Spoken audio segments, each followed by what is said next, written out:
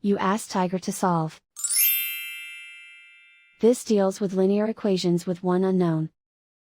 The final result is z equals 10. Let's solve it step by step.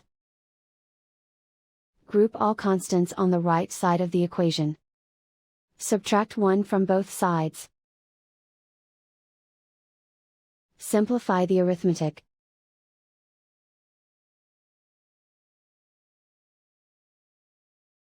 Isolate the z. Divide both sides by 4. Simplify the fraction. Find the greatest common factor of the numerator and denominator. Factor out and cancel the greatest common factor. And so the final result is z equals 10.